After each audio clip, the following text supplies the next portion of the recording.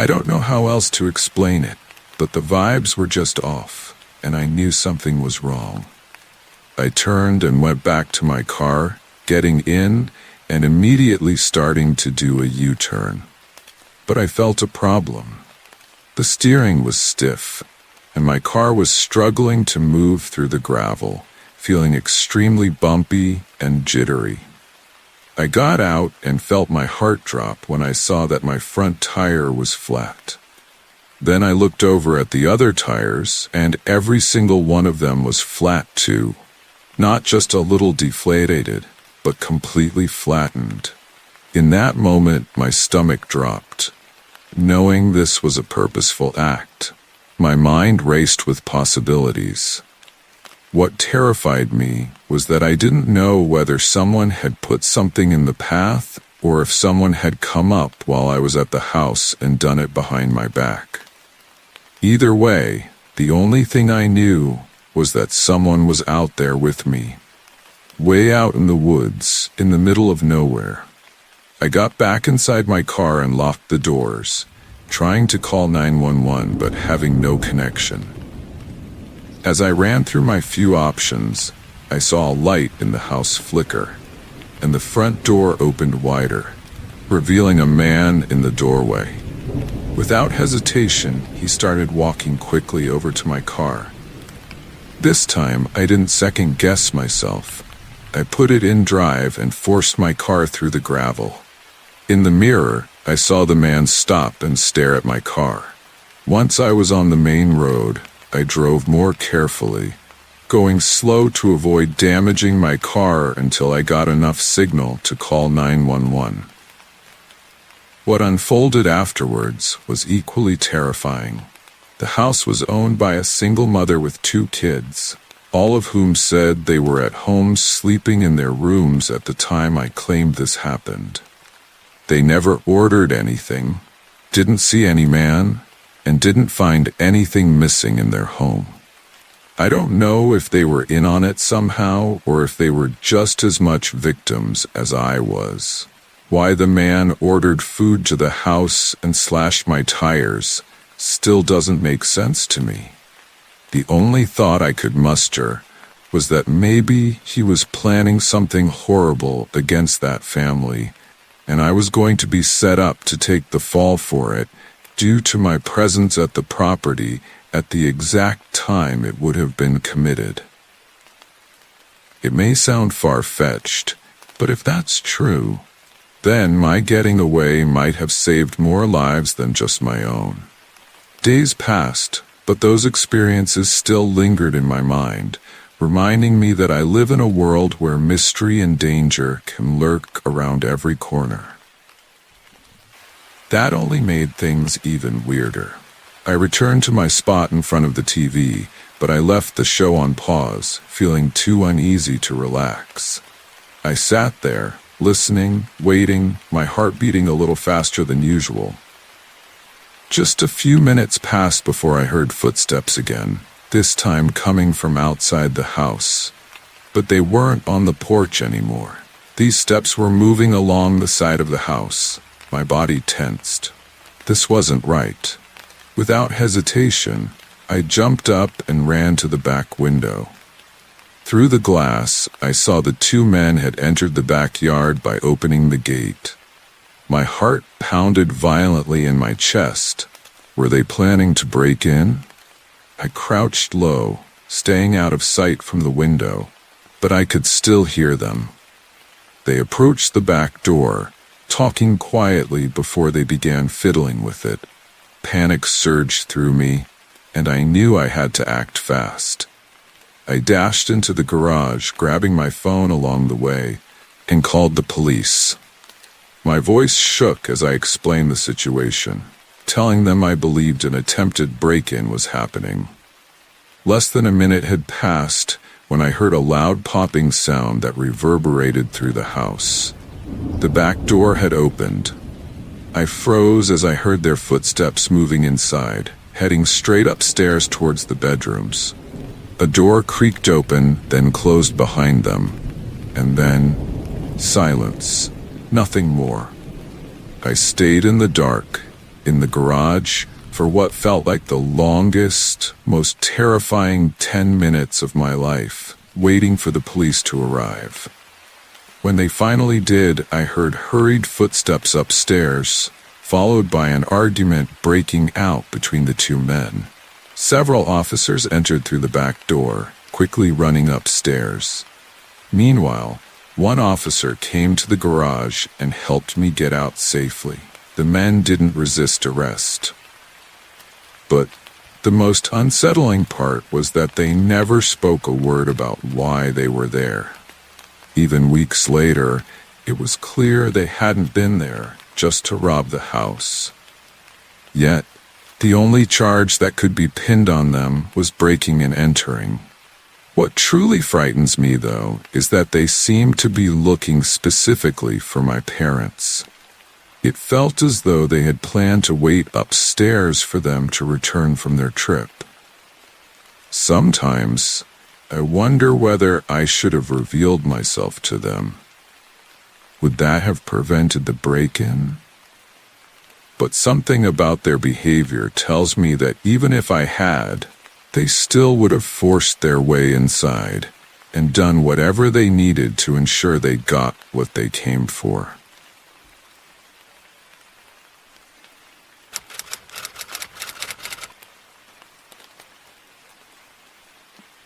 I live on the outskirts of a mid-sized town in Wyoming, where the mountains meet the wide plains.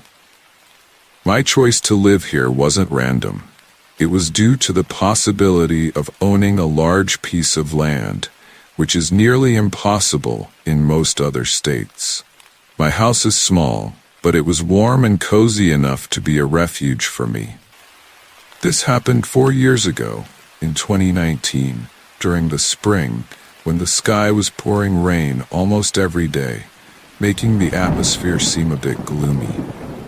On a Sunday that was sunny yet overcast, I was at home after a long workday, deciding to take the opportunity to watch TV and relax.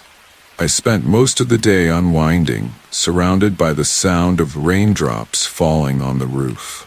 But around 6 or 7 p.m., I heard an unexpected knock at my door. At first, I could barely hear it above the continuous sound of the rain. When I opened the door, I was even more surprised to see a strange man standing in front of me. He wasn't a mailman or anyone familiar. He was a complete stranger. It was unusual for someone to come to my remote property without any prior warning, especially since it was so far off the beaten path. That moment was strange and confusing at the same time. I asked him, "How can I help you?" He appeared to be in his late 20s, and when he spoke, he said he had been camping in the nearby woods and had encountered some trouble and needed a place to stay for the night. I recalled that my house was the closest place in the area, at least 5 or 6 miles from the nearest populated spot.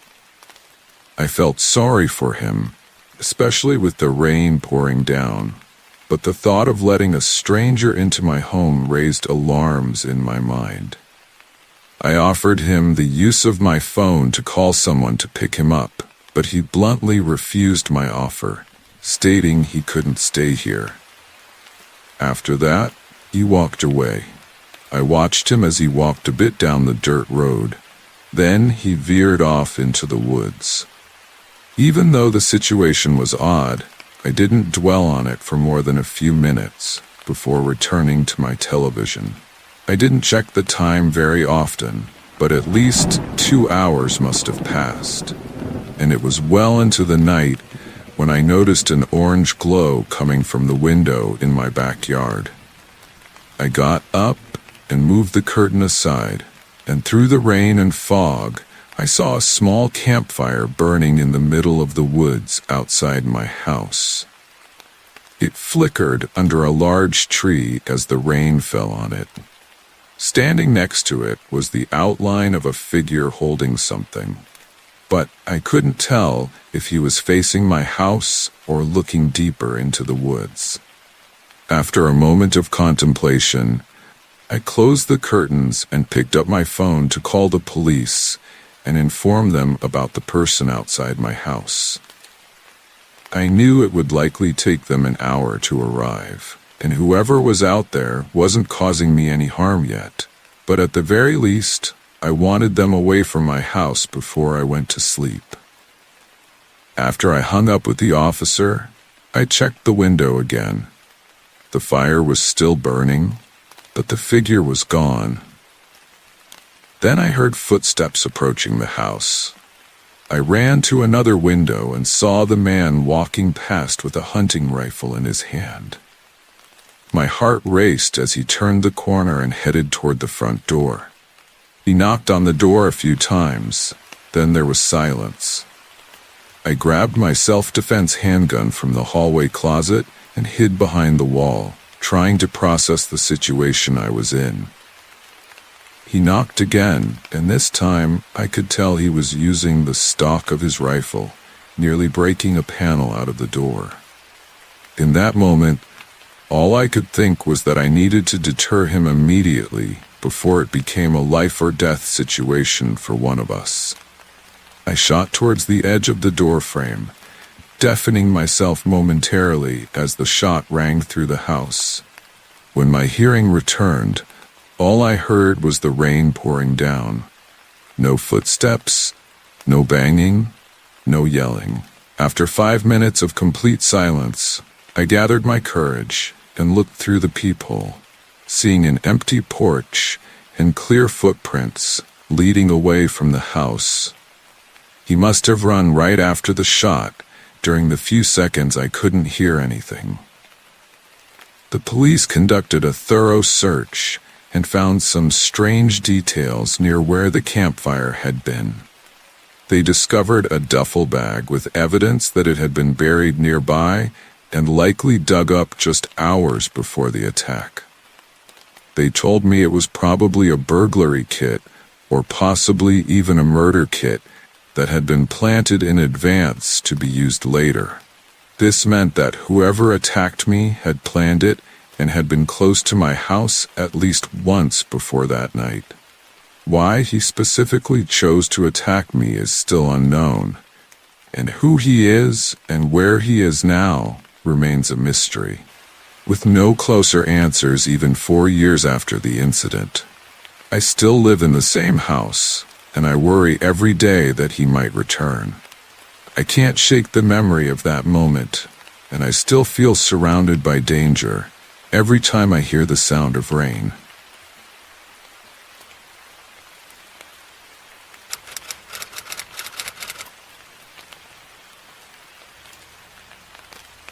I grew up in a small house with my mom during my middle school and high school years.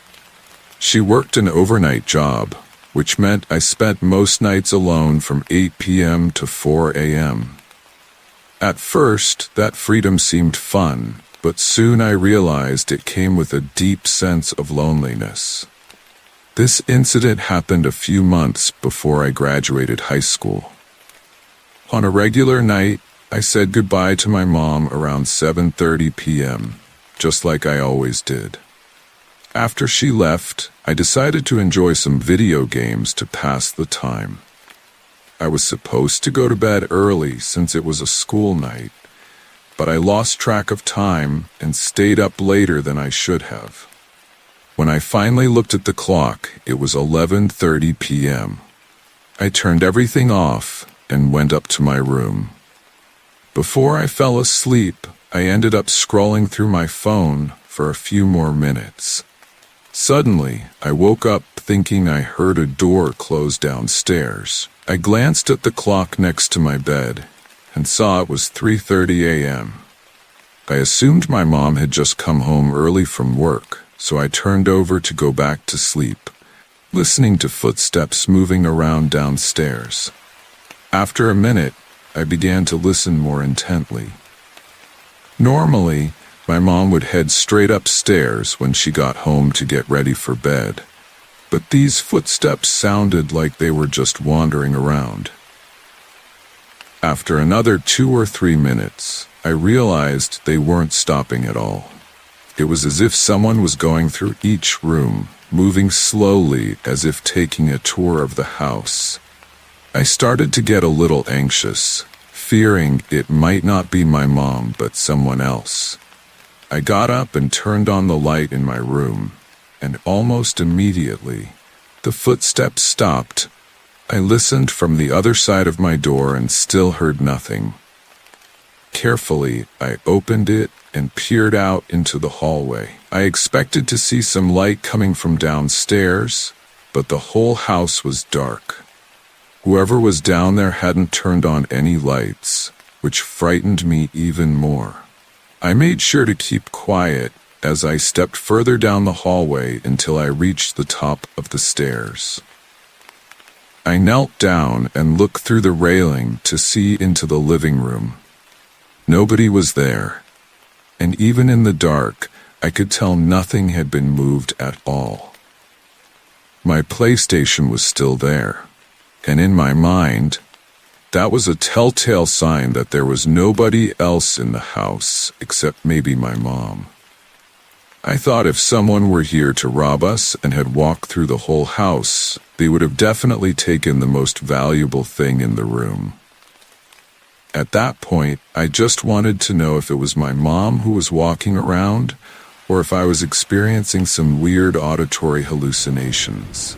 I walked down the steps to the bottom and called out, "Mom, you home?"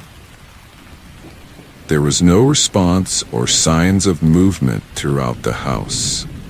I walked through the hallway into the kitchen, and right away, I saw a shoe print on the tile floor. When I looked up, my eyes locked on a figure across the room. A man sitting at the dining table, wearing a dark mask. His clothing was all black, which made it difficult to make out any features. He was looking at me, but didn't say anything or even move. He just stared at me with an emotionless expression. Panic surged through me, and I ran straight back upstairs, locking myself in my room as I called 911. The operator kept me updated on the police's estimated arrival, but after a minute, I heard the man slowly walking across the downstairs and up to the bottom of the staircase. I was whispering to the operator in a panic until I heard the front door open and the man walking away from the house. Not even 30 seconds later, I saw headlights shining through the window. My mom pulled into the driveway, and I rushed outside to meet her and explain what was happening. When the police arrived, they conducted a thorough search, but found nothing incriminating that would help us find the man. From what it seemed, he wasn't there to rob us. He didn't seem to have any interest in me either, which suggested that he was most likely trying to hurt or abduct my mom. It made sense why he broke in just minutes before my mom usually got home. I couldn't help but think about what could have happened if I hadn't gone downstairs to see who was there, or if my mom had gotten home just a minute earlier, walking in unaware of the man waiting for her.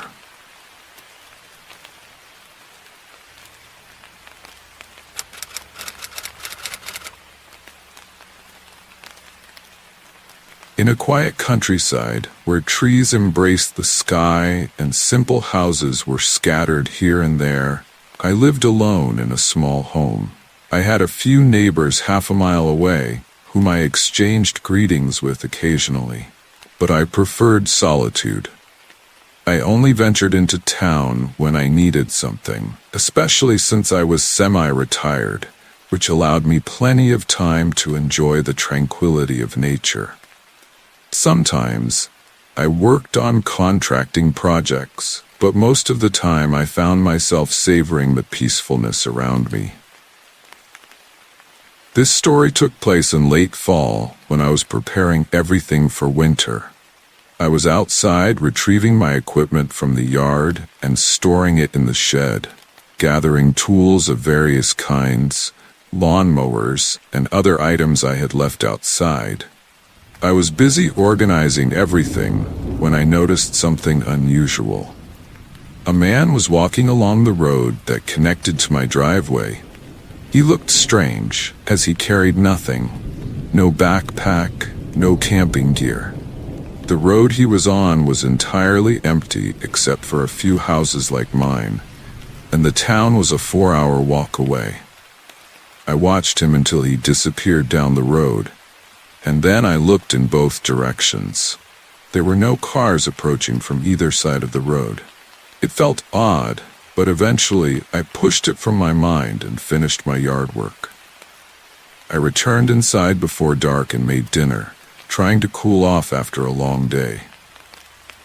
While I sat in the kitchen, a sudden thud from outside startled me from the table. It sounded like a wooden thump, as if it had come from the direction of the shed. I looked out the window and saw that the shed door was wide open. Although it was an old door, it had never unlatched on its own like that before. A sense of unease crept over me, but I was determined to check it out. I grabbed my rifle as a precaution, but I felt confident that it wouldn't be anything dangerous. As I walked toward the shed, I listened carefully, hearing nothing but the stillness of the night. I glanced around the field and saw no signs of wildlife or people. When I reached the open shed door, I turned on my flashlight and shone it inside. Nothing looked out of place. I stepped in and conducted a more thorough search for any hidden animals, but still, there was nothing. I closed the shed door and made sure it was secured. As I walked back toward my house, an eerie feeling grew within me. I didn't know what it was, but it continued to intensify as I reached the front door. I stepped inside and locked the door behind me, only to be startled by the sight of a shoe print on the floor. I flicked on the light, and across the hallway was a line of dirty shoe prints leading up to the spare bedroom. My heart began to race as I raised my rifle, took a deep breath, and cautiously approached the door. I leaned my head against the wood and listened, hearing what sounded like someone breathing right on the other side.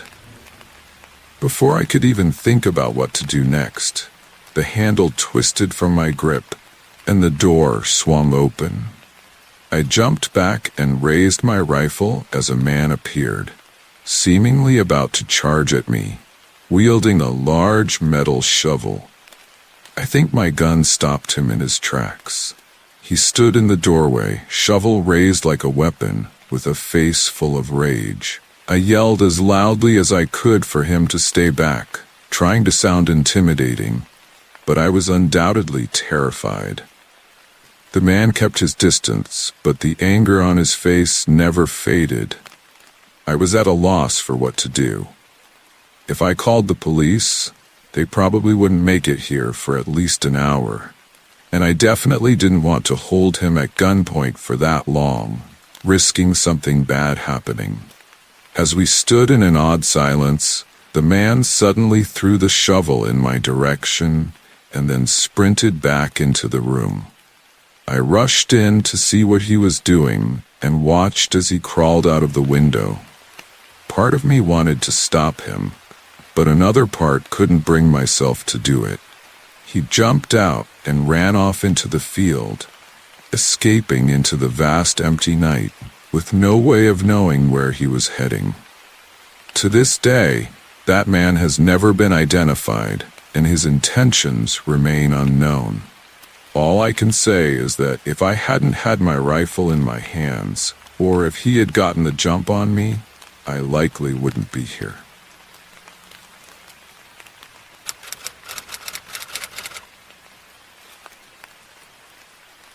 I didn't go on many trips out of town, so this was one of the few times I decided to stay somewhere other than a friend's or family member's house.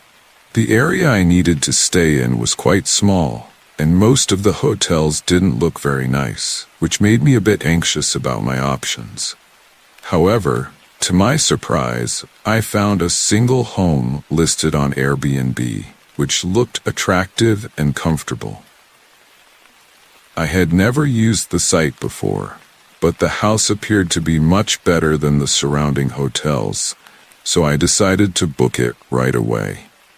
I entered the required dates on the site, and within a few minutes, the booking was completed.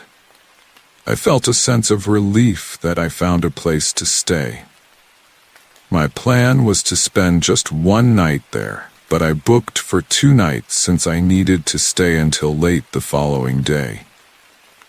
The following week, I started my long drive. When I arrived in the town after 14 hours on the road, the lights were fading on the horizon, as if the whole place was getting ready for bed.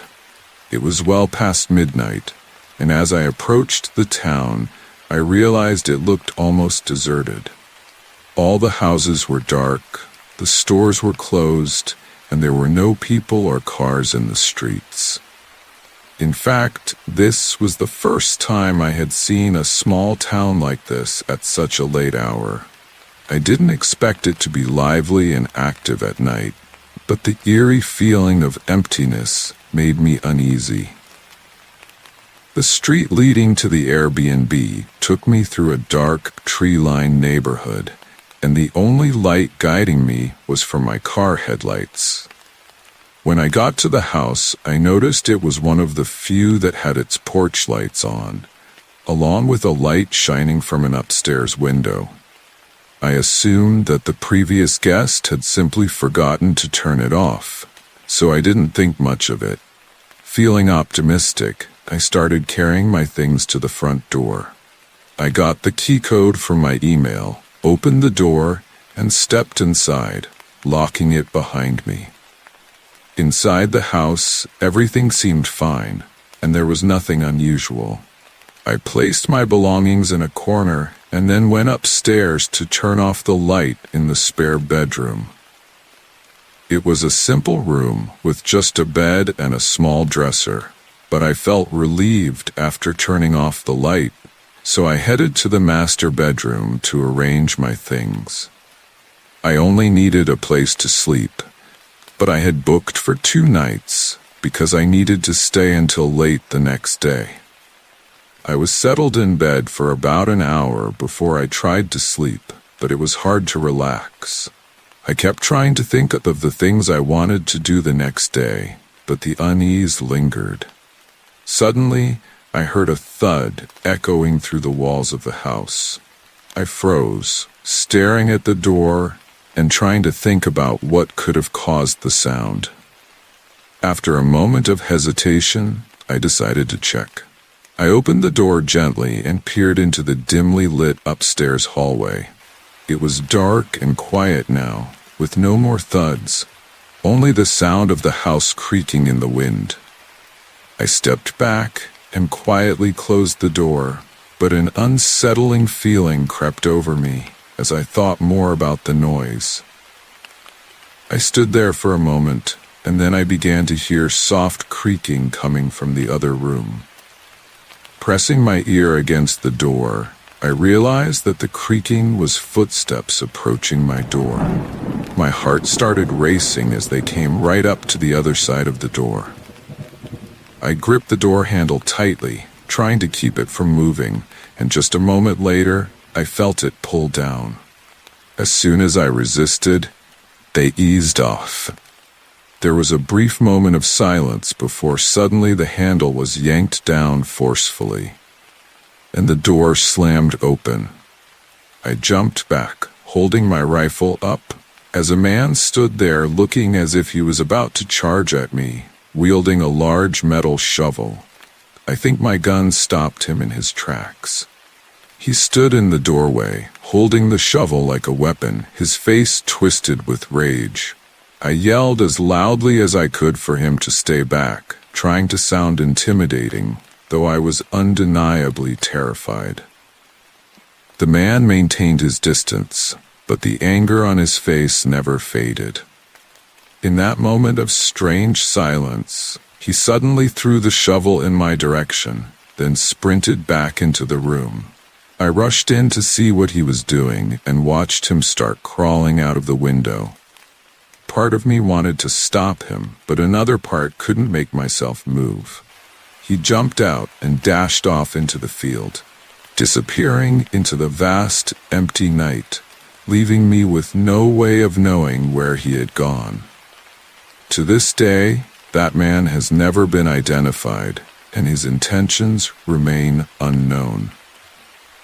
All I can say is that if I hadn't had my rifle in my hands, or if he had gotten the jump on me, I likely wouldn't be here.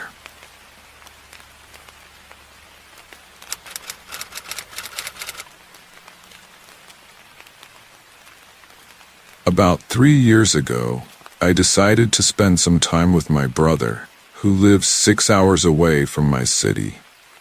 This was a great opportunity for me, as we don't get to meet often. Every time I go to visit him, I face a problem with accommodation, because he lives in a small one-bedroom apartment. Therefore, I always have to look for somewhere else to stay when I go to see him.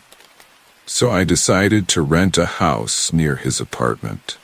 In fact, the house I rented was very close to his place and was priced similarly to the nearby hotels. This made the decision easy for me. I arrived in town early in the morning and planned to meet my brother for lunch. We had a great time together, then decided to go grocery shopping.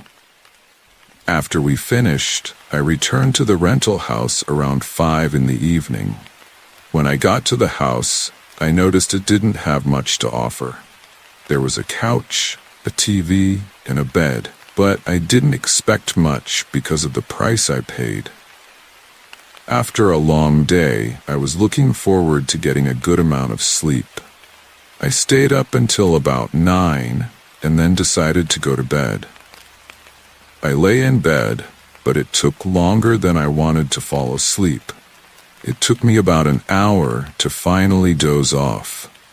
But when I woke up in the middle of the night, everything in the room was completely dark. I felt like I had awakened in the middle of the night, and before I could check the time, I heard something outside the room. It was footsteps slowly walking down the hallway, followed by a door closing softly and then silence. I felt like my whole body had frozen as I lay in bed, staring into the dark room. After a minute of no more sounds, I decided to check what was happening. I quietly got up and looked into the hallway.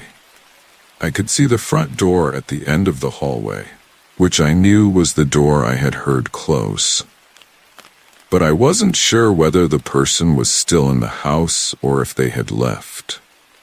I cautiously walked through the other rooms, but didn't see anyone. The only sign of someone having been there was that the front door was unlocked. I didn't see any footprints or notice anything missing, which only added to my confusion. After checking all the doors and locks, I felt a strong urge to call the police. When I called them, they arrived relatively quickly, but they didn't do much to help. They advised me to ensure all the doors were locked and to contact the homeowner. Aside from their unhelpful advice, they showed no intent to investigate further. I spent the rest of that night awake, unable to sleep, waiting for morning. In the morning, I called the homeowner and discussed what had happened. He was understanding and assured me that he would take the necessary actions. He told me he would change the access code on the door, which made me feel somewhat reassured. I spent the rest of the day with my brother, having dinner and drinks together. When I returned to the rental house around 8 in the evening, I felt sleepy, but I also felt that nervousness again about what had happened. Every time my eyes were about to close, fear of the intruder returning would creep into my mind. Realizing I needed to sleep that night after not getting any the previous night, I decided to check the house again. I walked around the living room and kitchen, then made my way down the hallway to the bedroom. I opened the closet and checked the attached bathroom, but just before I walked out, I heard footsteps running through the hallway toward the bedroom I was in. Suddenly, I turned around the corner and only caught a glimpse of a large man as he slammed the bedroom door shut. Then I heard his footsteps, leaving the room and going toward the living room. I stood still, just listening as he moved all around the living room and kitchen, staying inside the house for probably 2 minutes before I heard the front door open and close behind him.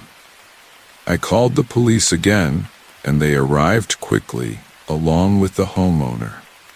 When we entered the living room and kitchen, we saw that it looked like it had been ransacked. The furniture was scattered everywhere. The cabinets were all open, and the items inside them were tossed all over the floor. However, upon closer inspection, the owner didn't notice anything missing. It seemed like whoever that man was searching for something very specific. After that, I decided to leave the rental house and move to a hotel. A few days later, I was never updated about anything again. I assume he was never found. But the situation left me with many questions.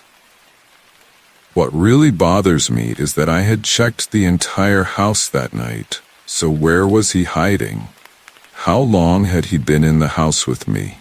Was he watching me?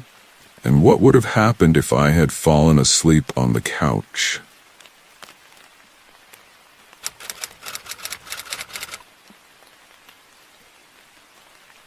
I was 22 years old, living in a small one-bedroom house in the cheapest area of my city. On a Friday night, after a long work week, I decided to enjoy a special night gaming with my friends online. The heavy rain outside created a cozy atmosphere, perfect for staying up late without the worry of work or school the next day. We started playing around 8 o'clock and spent hours immersed in our favorite games, filled with laughter and friendly competition.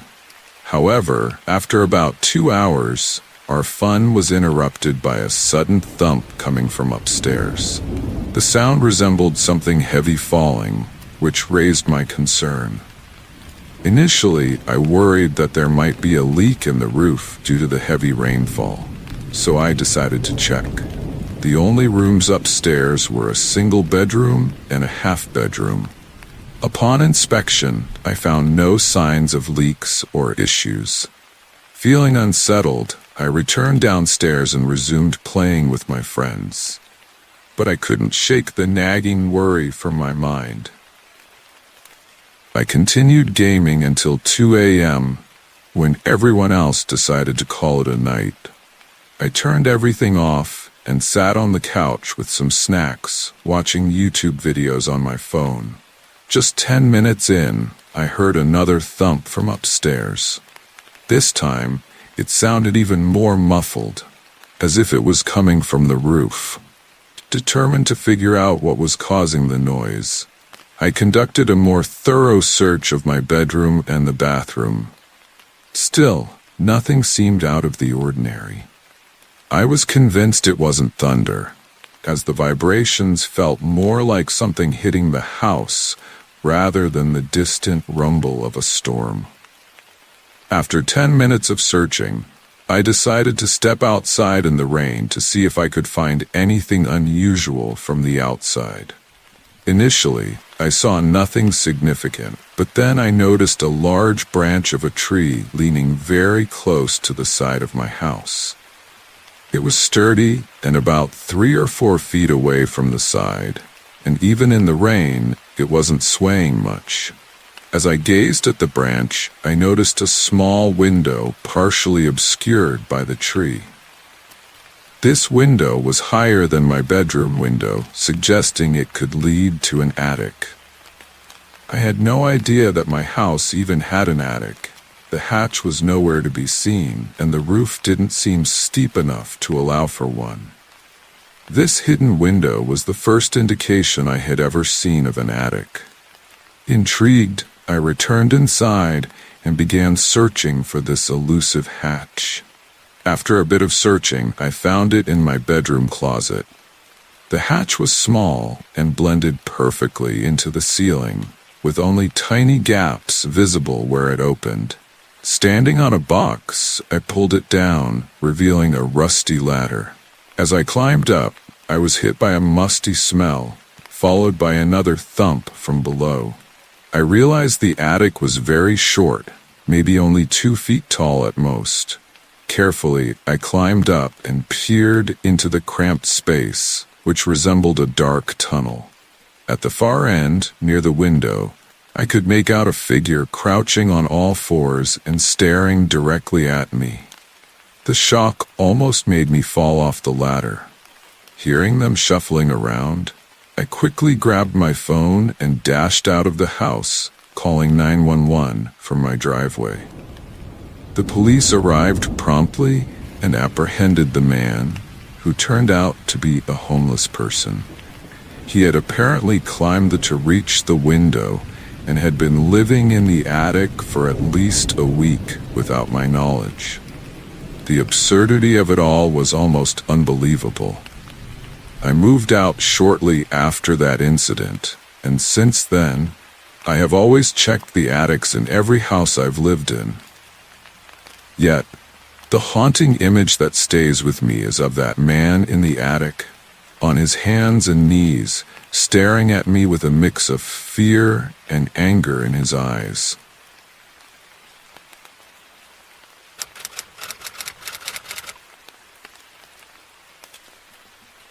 A few years ago, I was working 2 different jobs, and I usually left my house early in the morning, around 6 a.m., and didn't return until late at night, around 10 p.m. That was my daily routine. I would wake up in the morning, go to work, and come back in the evening exhausted. I would often go to sleep after a long day, repeating the same routine over and over. However, one night a few months ago, I returned home after a long day at work. The sky was pouring rain, and the damp smell was rising from the ground. When I arrived, I felt extremely tired, so I decided to take a shower and get ready for bed. After stepping into the bathroom, I enjoyed refreshing myself under the warm water, but suddenly I heard a strange noise that seemed to come from just outside the bathroom door. I paused for a moment, listening carefully. The sound wasn't very loud, but it was enough to make me feel uneasy. I quickly stepped out of the shower and opened the bathroom door, expecting to find something unusual, but nothing was there. Initially, I thought it might just be a natural sound from the house as the rain fell, perhaps the creaking of walls or wood. I returned to my room and finished cleaning up, then lay down on my bed. Throughout the night, I kept hearing odd noises from all over the house. They sounded like creaking noises, similar to when the wind makes a house sway. However, there was no wind, which puzzled me about the cause of these sounds. At one point during the night, I decided to investigate. I got out of bed and walked around the house, searching for any signs of something unusual. But I found nothing. Everything was quiet around me. I couldn't identify the source of the noise, and when I woke up the next morning, I felt extremely tired and had a long day of work ahead of me. I relied on coffee that day to stay awake, and when I got home in the evening, I was hoping for a good night's sleep. I went straight upstairs and turned on the shower. But before I could get in, I heard something again outside the bathroom door. This time, it sounded like something passed right by and left the bedroom. I felt a wave of anxiety wash over me, but I knew I had to check if someone was in the house. I hesitated for a moment, but when I finally got the courage to look, I didn't see anything. I walked through the entire house and did a quick check in each room, but I was convinced there was something odd happening inside the walls or under the floorboards. I took a quick shower and went to bed, falling asleep just before midnight. The moment I woke up, I knew something was wrong. It was very dark, and the entire house was silent. I wasn't sure what had woken me, but I could feel it was connected to the strange sounds I had been hearing. I looked over at the door and saw the slightest movement of a shadow under the crack. My heart raced, and adrenaline surged through me. I saw the shadow move away from the door and heard footsteps starting down the upstairs hallway. I was horrified and frozen in fear, but the rush of adrenaline propelled me out of bed, and I swung the door open. When I peered into the hallway, there stood a dark silhouette of a man at the end. The outline was dark, but his eyes stood out sharply. They pierced through me with a sense of anger and restlessness. I slammed my bedroom door shut and locked it. I heard his footsteps immediately go down the stairs, but I waited for another 30 seconds before I heard him leave the house. I called the police as soon as possible, but they didn't have much luck. They found a few signs that the man had been in my house for at least a few days, but that was about it. I don't know where he had been hiding, but I often think back to those moments when I heard him walk past the bathroom door. Perhaps he was hiding in my bed and would quickly duck into the closet when I entered the shower, using that opportunity to leave the room. I also wonder why he spent that extra time downstairs before leaving the house when he knew I had seen him. Everything is just speculation at this point, but the thought that some random man was hiding in my house while I was sleeping is a horrifying one. As far as I know, the man hasn't returned, and there have been no updates on his identity.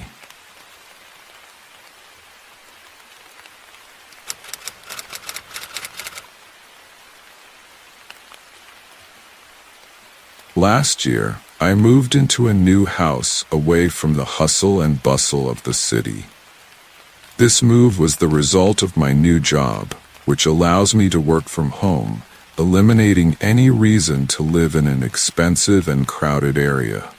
Initially, I enjoyed everything about the new place. It was quiet and far from others.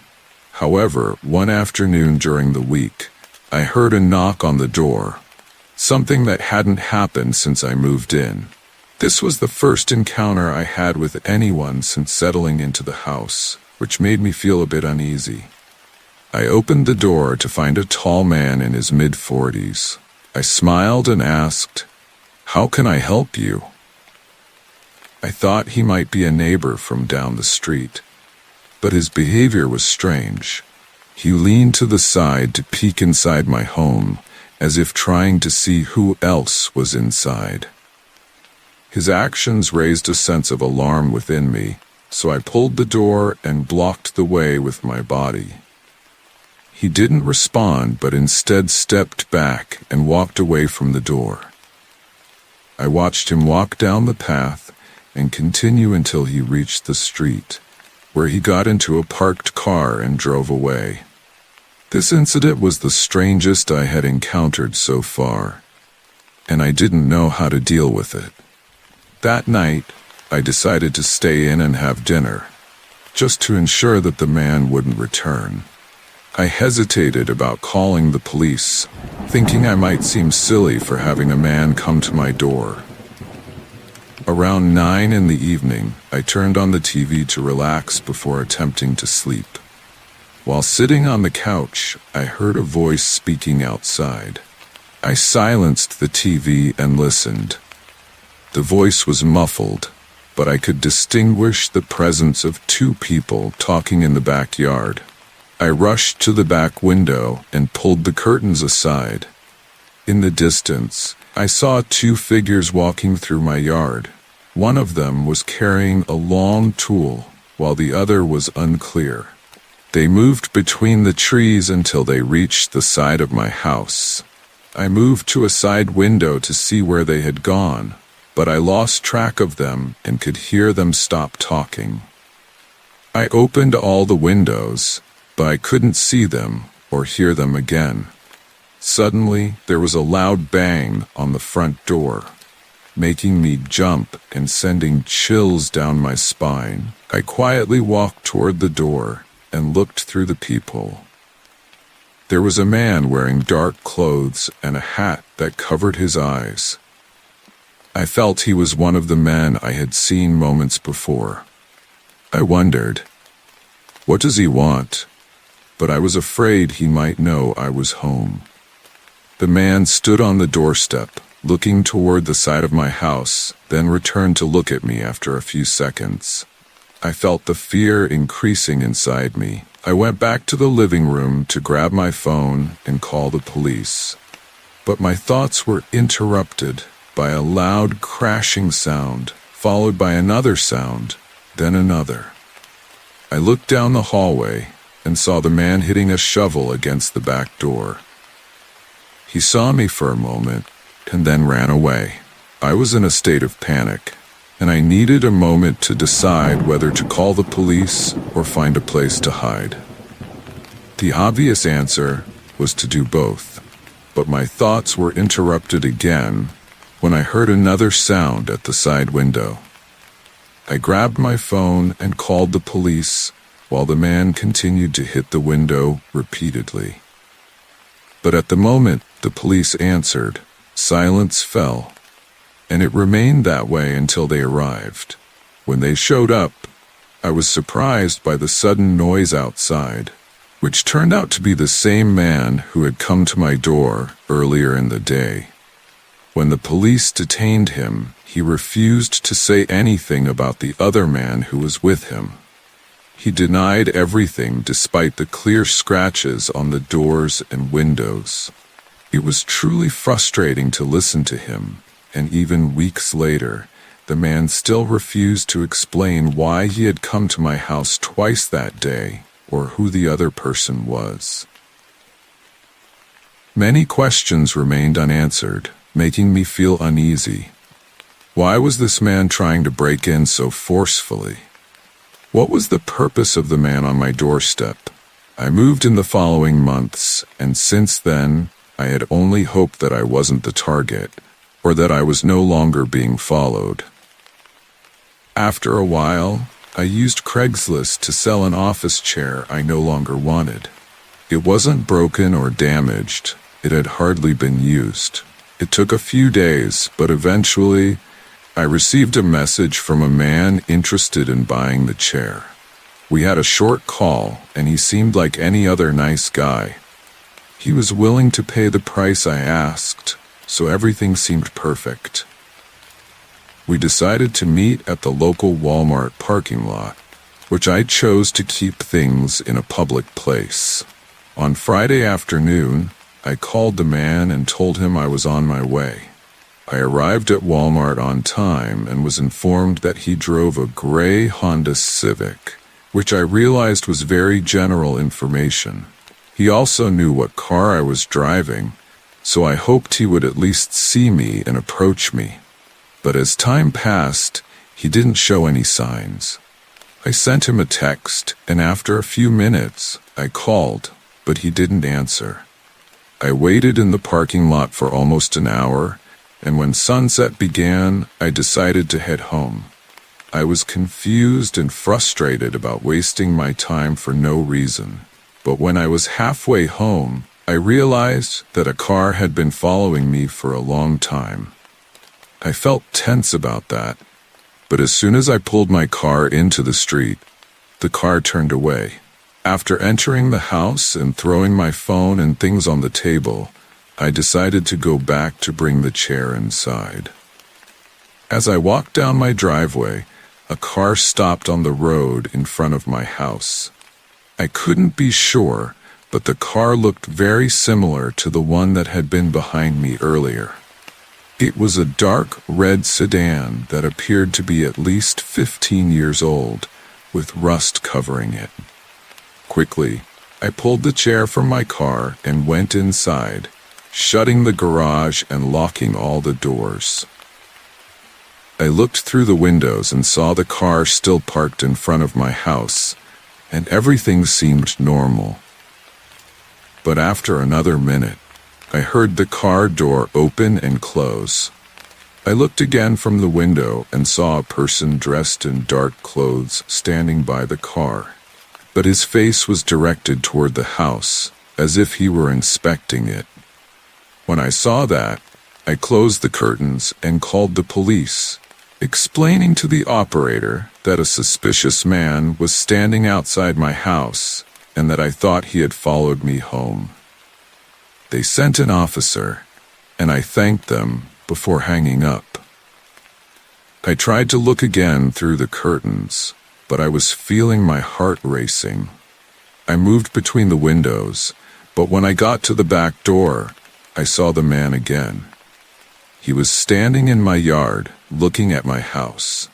I didn't know what he was doing, but it was really disturbing me. I thought at any moment he would try to break into the house. After a moment, the man began to walk toward the side of my house, and when I returned to the front window to see if he would go back to his car, I couldn't see him anymore. I moved around all the windows again trying to find him. But after a few minutes, the police arrived. The car was still parked in front of my house, but the man was gone. What was worse was that the car was completely empty. There was no paper or even a fingerprint inside or outside. It turned out it had been bought from a wrecked vehicle years ago, and that was the oldest record they had. The police were just as scared as I was, especially since the man had disappeared, leaving his car behind without any effort to break in.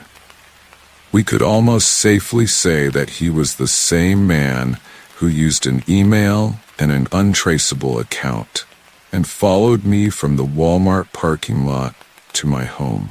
Months have passed since all of that, but I still worry. Why was he taking the time to search around my house from every angle if he didn't plan to return any day to finish what he came to do? These questions keep my heart in a state of unease.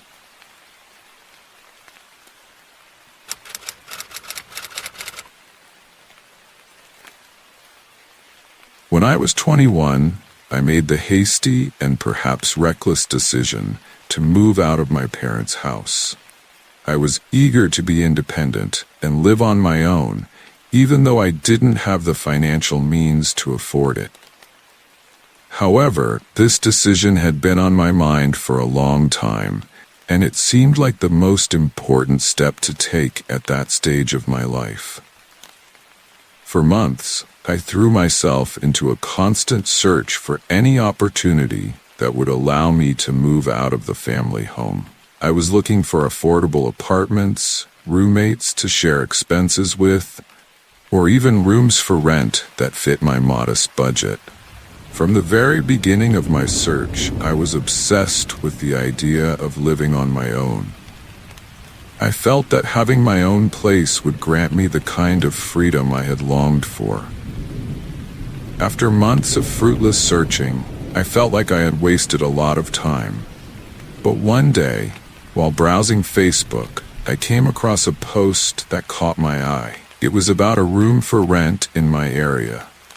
It was a 2-bedroom house, and the owner was offering the second room for rent at what seemed like a very reasonable price. I didn't hesitate for a moment.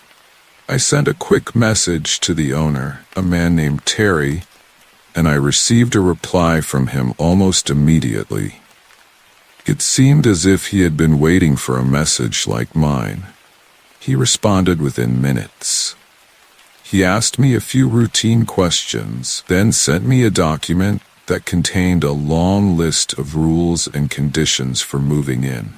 Most of them seemed pretty obvious and reasonable, like keeping the place clean and avoiding loud noise, things that anyone would expect when moving into a new place. I agreed to all the rules without hesitation, and that's when Terry told me I could come over and check out the room that same day. When I went to visit the house, I was completely amazed. The house seemed perfect, clean, tidy, and elegantly furnished. It felt like a show home. Everything appeared carefully designed to look its best. The colors were coordinated, and the small details, like the flowers carefully placed on the tables, gave the impression of a warm and cozy home. However, Terry himself was a bit odd. He was in his late 20s, but his appearance and behavior didn't match the elegance and tidiness of the house.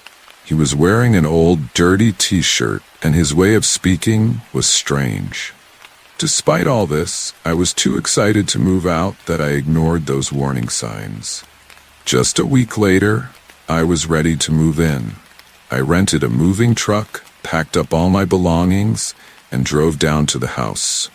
When I opened the door and stepped inside, I was met with a surprise.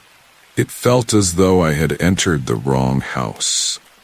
The place was completely empty.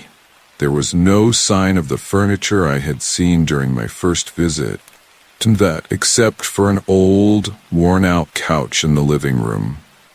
Everything had disappeared. The decorations, the elegant furniture, even the beautiful pictures that had been hanging on the walls.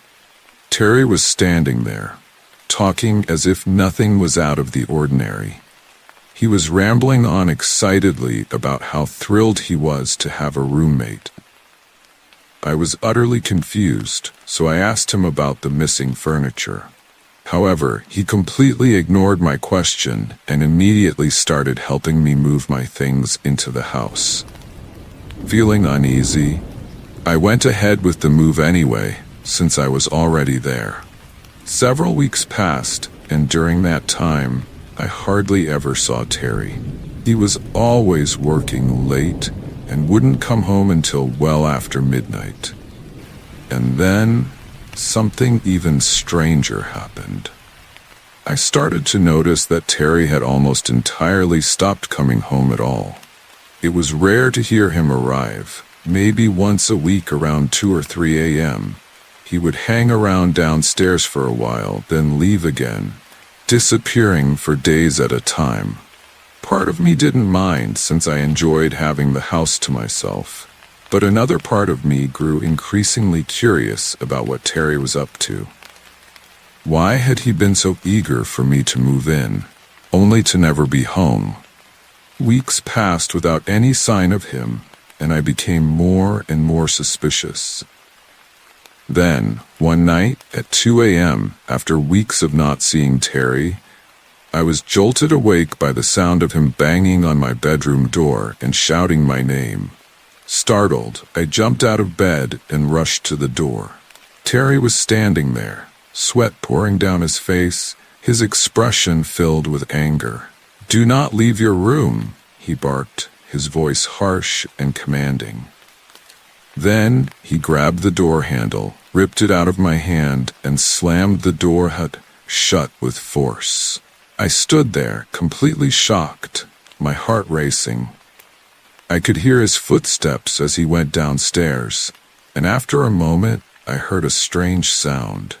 It was like he was dragging something heavy across the floor toward the garage. I cautiously opened my door and crept downstairs to see what was happening.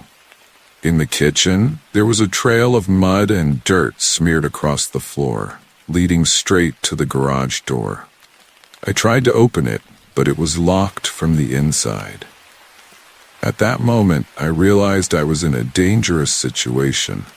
I bolted out of the house, jumped into my car, and drove away while calling the police.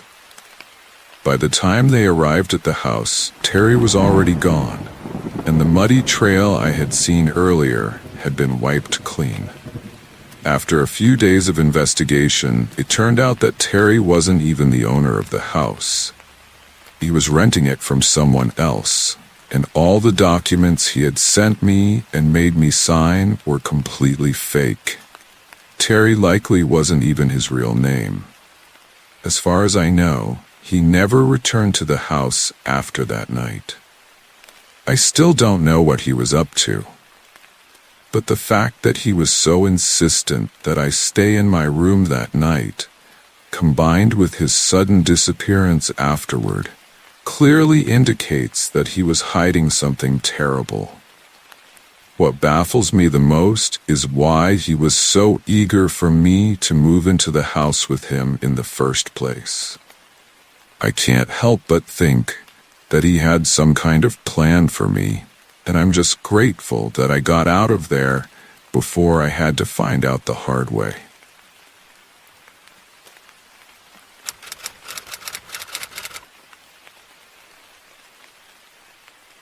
Three years ago, I made a bold decision to move to a new city on the East Coast, mainly due to work.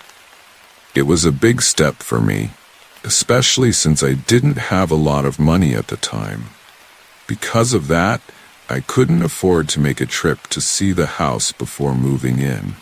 I had to rely solely on the pictures provided by the landlord, and since I was only renting, I figured the risk wouldn't be too great. I told myself that if I didn't like it, I could always end the lease. This all happened in mid-September. The moving company arrived on the agreed day, and they packed up all my personal belongings and furniture from my old home. After hours of loading and hard work, they finally dropped everything off at the new house. I wasn't able to be there yet, but the landlord, being considerate, let the movers into the house to unload everything and place it inside. That gesture was really kind, especially since I wouldn't be arriving in the city for another week. The week flew by, and finally, I arrived at the house on a Monday evening. This was my first time seeing it in person, and when I walked in, I was greeted by utter chaos. Boxes were scattered everywhere, and the furniture was randomly placed in various corners. I felt a bit disheartened, but I tried to reassure myself that this was all part of the early moving process. At least, the house itself seemed fine. The layout was a bit different from what I had imagined, but in the end, I liked it. The house was a single-story structure, which made it feel more spacious. The kitchen and living room were on one side of the house, while a long hallway separated this area from all the bedrooms and bathrooms, which were on the opposite side. It was a unique layout, and it gave me a sense of privacy. Since it was already late, I decided that the first thing I needed to do was set up my bed. I slowly assembled the parts, my mind focused on nothing but getting a good night's rest after a long day of travel. Once I finished, I turned off all the lights and lay down to sleep. The room was completely dark, and the silence was comforting. I didn't have a clock set up yet, so I wasn't sure what time it was when I was suddenly awakened in the middle of the night. I woke up to a strange sound, something that seemed to come from somewhere deeper in the house. At first, I thought it was just the house settling or making some kind of noise. Old houses often do that, but something inside me pushed me to get up and check it out. I got up and made my way toward the bedroom door, and as I got closer, I realized that the sound was coming from down the long hallway that separated the bedrooms from the rest of the house. I slowly opened the door, and immediately the sound stopped, as if someone had been watching me. The hallway was pitch black, so I quickly flicked on the light. I looked around, but there was nothing. I felt confused but decided to check the living room. When I got there, everything was exactly as it had been earlier. Still, I turned on the lights and thoroughly searched the area. On the floor, I noticed something unusual. Scattered footprints were visible among the boxes lying around the living room. The footprints seemed to be from a pair of shoes, and they were spread all over the room. While I knew that these could have been left by the movers who were there earlier, the sight still unnerved me. But with no other signs of disturbance, I returned to my bedroom. It took me a while to fall asleep again. My mind kept going back to the details of what had just happened. Why had the noise stopped as soon as I opened the door? And why did I feel like something was off in the house? I tried to convince myself that it was probably nothing, maybe just the wind or some other harmless noise. Still, I couldn't shake the feeling of unease. After I finally drifted off, it felt like I had only been asleep for a minute when I was suddenly jolted awake again by a loud thump. This time, the noise was followed by the sound of quick footsteps running down the hallway. My eyes flew open, and I immediately looked at my bedroom door. The door was wide open, and on the ground there were fresh footprints leading right up to my bed. I was terrified. I jumped out of bed and hurried to see who had been there. But there was no one in sight.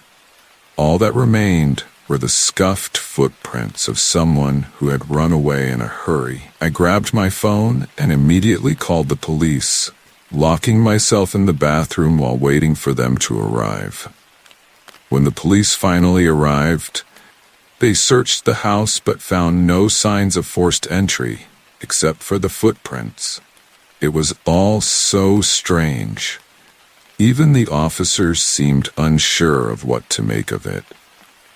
I tried to convince myself that maybe someone had gotten into the house during the week before I arrived, but nothing made complete sense. After I finished unpacking and checking all my boxes, I realized that nothing was missing. This left me with even more questions. Why had someone broken into the house? What did they want? But what disturbed me the most was the thought of how close they had come to my bed. Why had they stood next to me while I slept? And what was the thump I heard just before they ran away? After the incident, the landlord was incredibly accommodating. He allowed me to break the lease and move out, under the condition that I wouldn't speak publicly about the break-in. At the time, I thought he just didn't want to scare off potential renters and lose his income. But now, after some time has passed, I'm not so sure that was the only reason.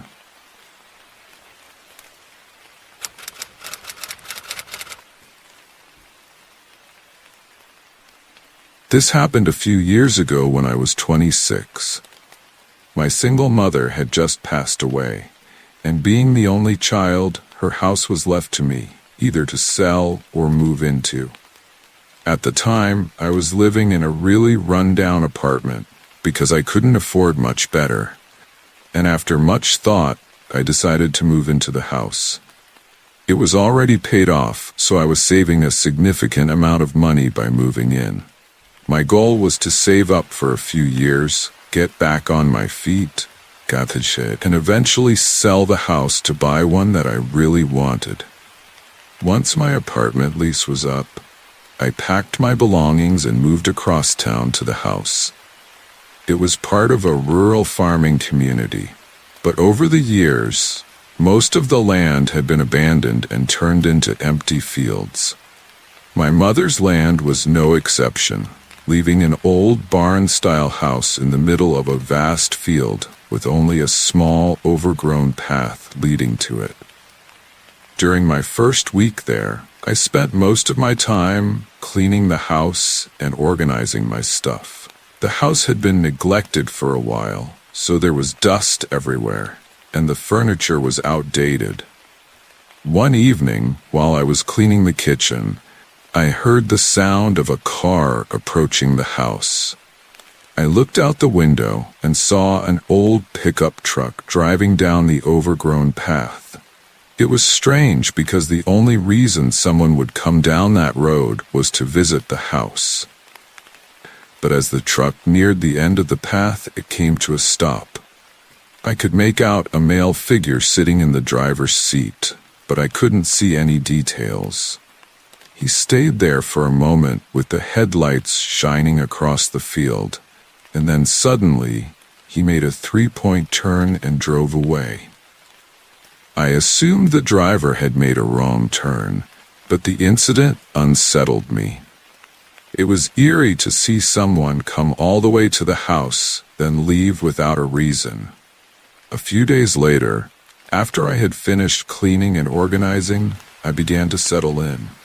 It was a Sunday night, and I was staying up late, watching TV and enjoying a home-cooked meal. Then, I heard a familiar sound. The noise of a vehicle coming down the path. I got up and looked out the window again, and sure enough, it was the same pickup truck, this time driving with its headlights off. My heart raced as I realized this wasn't a coincidence. Someone was intentionally coming back to the house. I quickly glanced at my phone. It was just after 1 a.m. I wondered, who would come here this late? The truck stopped in front of the house, and a man got out and started walking toward the porch. I sat there in silence, waiting to see what he would do. After a minute, he didn't ring the doorbell or knock. Cautiously, I walked up to the front door and peeked through the peephole. The man was standing right on the porch, staring directly at the door. My heart pounded as I watched him. He seemed to be thinking about something, contemplating his next move. Then, without warning, he turned around, went back to his truck, got in, and sped away. I was creeped out and immediately called the police. When they arrived, there wasn't much they could do, because there was no actual crime committed. However, I couldn't shake the feeling of unease. I spent the rest of the night on edge, listening to every sound, too anxious to fall asleep. The following night, I woke up suddenly to the sound of a single knock on the door.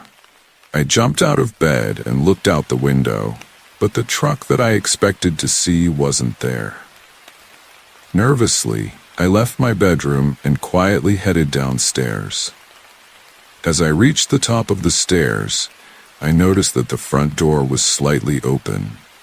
My body froze, and then I heard footsteps slowly moving through the hallway below me. Panicking, I quickly hid in the spare bedroom nearby and called 911.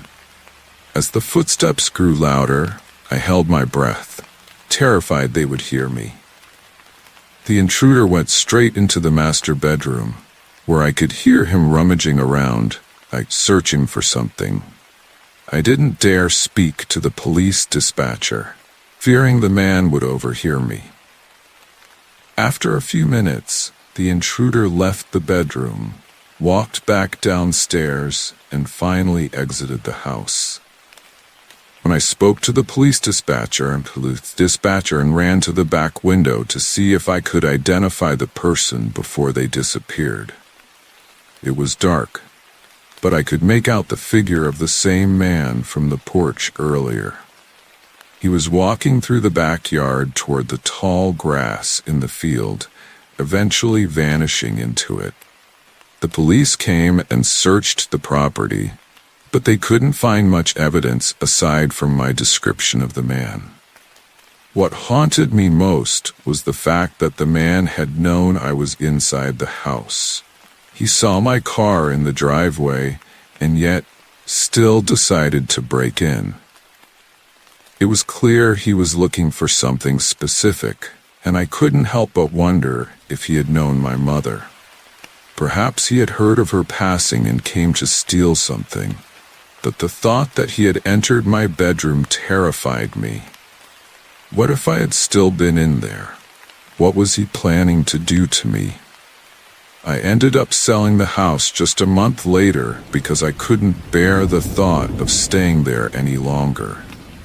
The fear of that man returning was too overwhelming. Even now, I still check the news from time to time to see if there have been any reports of break-ins at that address. Luckily, nothing has happened since that terrifying night.